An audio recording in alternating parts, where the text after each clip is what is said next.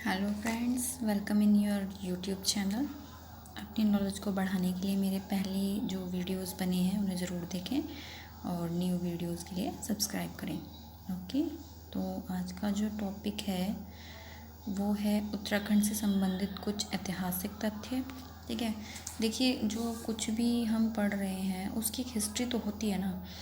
बिना हिस्ट्री को जाने समझे उसमें कुछ भी हो, कोई भी चीज़ हो आपकी लाइफ में भी वो चीज़ मैटर करती है, तो उसकी हिस्ट्री को बिना जाने हम उसके बारे में कुछ भी नहीं पता कर सकते ना।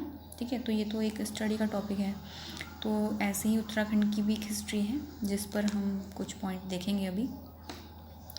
तो इसमें कुछ क्वेश्चंस हैं। तो पहला क्वेश्चंस है, भारत के किस पर्व में गंगद्वार हरिद्वार से भ्रंग त्रंग तक की यात्रा का वर्णन मिलता है। अब गंगद्वार तो लिख दिया है यहाँ पे, हरिद्वार से मतलब उसका, ठीक है। लेकिन ये भ्रंग त्रंग क्या है? तो भ्रंग त्रंग जो है ये केदारनाथ को भ्रंग त्रंग कहा गया है वेदों में, पुराणों में। ठीक है, उसे केदारनाथ को, जो जहाँ पर 2013 में एक बाढ़ आई थी, उसी को भ्रंग त्रंग कहा गया है। ठीक है, तो इसमें पूछा है महाभारत में किस पर्व में गंगद्वार हरिद्वार से भ्रंग त्रंग तक की यात्रा का वर्णन मिलता है? तो ये मिलता है वन पर्व से। कहाँ से? वन पर्व से।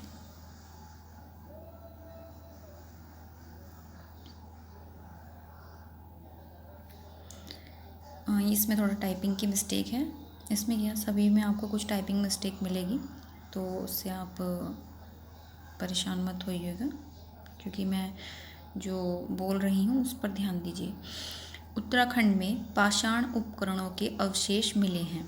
यहाँ बताना है कि जो पाषाण उपकरण है, यानी कि जो जिस टाइप से बताऊँ, हथियार या कोई मशीन पत्थर से बनी हुई, वो कहाँ पे मिली है? तो वो आपकी मिली है इन सभी जगहों से। सभी जगहों में है कालसी, अलकनंदा, पश्चिमी रामगंगा घाटी से। ठीक है, तो ऑप्शन आप देखेंगे इनमें से, ये टाइपिंग मिस्टेक है यहाँ पे, इनमें से कोई नहीं है। उपरोक्त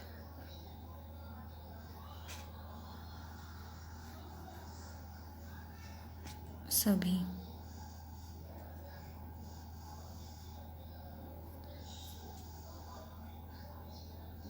से, ठीक है, उपरोक्त सभी से मिली है। तो इसमें क्या क्या देखा हमने? कालसी से, अलकनंदा घाटी से और पश्चिमी रामगंगा घाटी से। ओके, नेक्स्ट क्वेश्चन है, उत्तराखंड से स्वर्ण मुकुट मिला है। तो जब यहाँ पर कभी खुदाई हुई होगी, ठीक है, जैसे पुराने बड़े बड़े वो होते हैं भूवैज्ञानिक, ठीक है, तो उन्होंने यहाँ पे खुदाई की होगी, तो खुदाई में से स्वर्ण मुकुट मिला, तो वो मिला आपका मलारी में।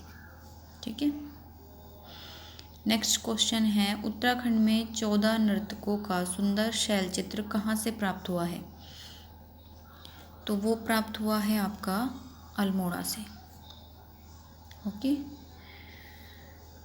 नेक्स्ट है, चंपावत जिले के देवीधुरा नामक टाइपिंग मिस्टेक है, देवीधुरा नामक स्थान पर अवस्थित ओखलियों का विवरण प्रकाशित किया। किसने प्रकाशित किया ये बताना है आपको। ये देवीधुरा नामक एक स्थान है चंपावत जिले में, तो उसमें आपकी ओखलियाँ जो मतलब पुराने टाइम में तो बड़े बड़े विशाल पत्थरों पे जगह बना के उसको खोद के तोड़ के ओखलिया टाइप से बना देते थे, अब तो बनी बनाई आती हैं। तो उनका जो विवरण प्रकाशित किया है किसी ने, वो किया है आपका हेनवुड ने। नेक्स्ट क्वेश्चन है, उत्तराखंड से महापाषाणीय संस्कृति के शवधान एवं अवशेष मिले हैं। शवधान से तात्पर्य यहाँ पर जहाँ पे डेड बॉडीज़ को रखते हैं या जलाते हैं, दफनाते हैं, वो एरिया से है, उसके बारे में पूछा गया है। तो यहाँ पर जो मिला है वो मिला है आपका चमोली से। नेक्स्ट क्वेश्चन है, उत्तराखंड में किस ग्राम से प्राप्त मिट्टी के पात्र चित्रित धूसर मृद भांड से मिलते जुलते हैं? यानी कि मिट्टी के कुछ बर्तन होते हैं, ठीक है, तो वो चित्रित यानी जिस पर चित्रकारी बनी हुई होती है, डेकोरेट बोल सकते हैं हम इसको, उससे मिलते जुलते कौन से हैं वो पात्र, उनके बारे में पूछा गया है। तो वो मिलते जुलते जो हैं वो हैं ये वाले, यहाँ से प्राप्त हुए हैं, गांव से, सांडा बसेड़ी से। नेक्स्ट क्वेश्चन है, किस इतिहासविद ने उत्तराखंड चित्रित धूसर संस्कृति का समय महाभारत काल से सत्यापित किया है?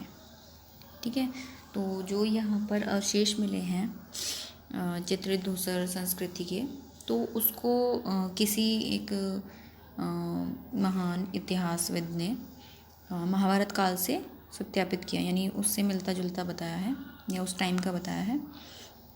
तो वो बताया है आपका बीबी लाल ने।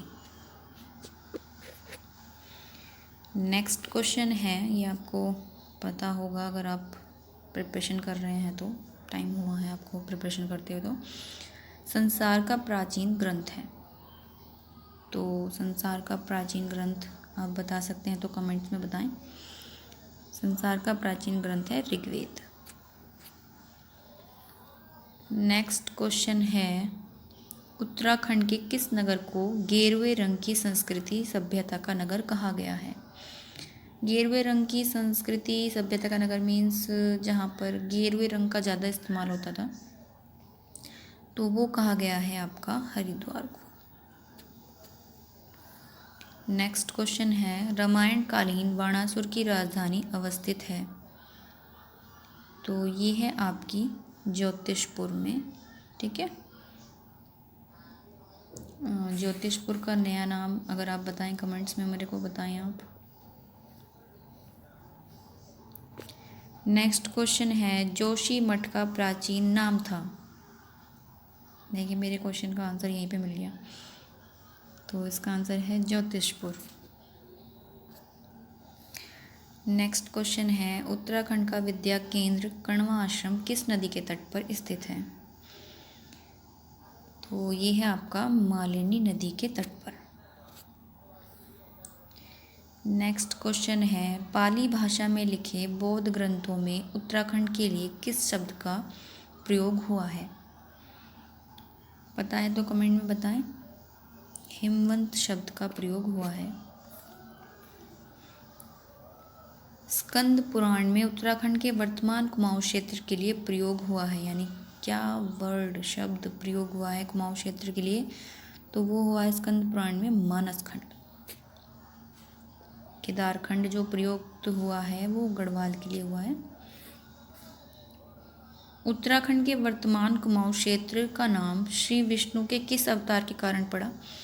ये एक किंवदंती है कि श्री विष्णु भगवान जी के कूर्म अवतार के कारण कुमाऊं क्षेत्र का नाम कुमाऊं पड़ा। नेक्स्ट क्वेश्चन है, उत्तराखंड से ताम्र मानव आकृतियाँ प्राप्त हुई हैं? टाइपिंग मिस्टेक है, माइंड मत करना ज़्यादा। उत्तराखंड से ताम्र मानव आकृतियाँ प्राप्त हुई हैं आपकी, ये आकृतियाँ प्राप्त हुई हैं आपकी बनकोट से।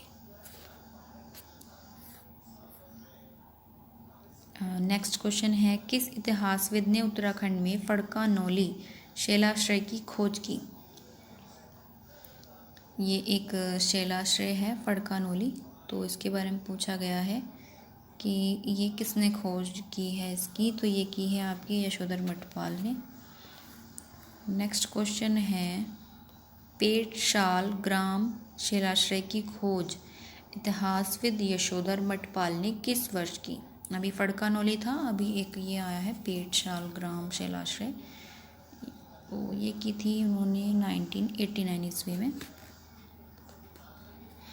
उत्तराखंड से नागफनी के आकार का शैलाश्रय प्राप्त हुआ है? ये प्राप्त हुआ है आपका लखोटियार से।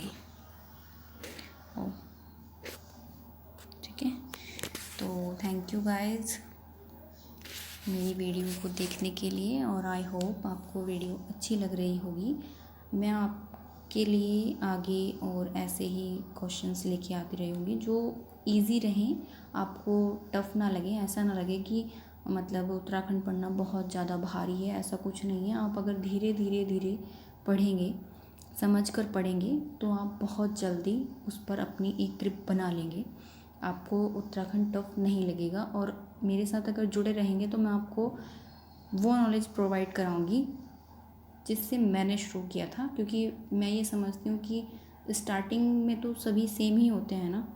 तो जो मेरा टाइम था स्टार्टिंग का, मैं आपसे वो शेयर करूँगी अपनी वीडियोस के द्वारा। जो नॉलेज मैंने इकट्ठी की थी मैं आपको वो प्रोवाइड कराऊँगी। तो अगर आप चाहते हैं आपको वो नॉलेज मिले, आप एक सही डायरेक्शन में चलें, तो मेरे साथ जुड़े रहें, मेरे चैनल को सब्सक्राइब करें, तभी आप वो वीडियोस देख पाएंगे, अदरवाइज़ नहीं। Thank you guys.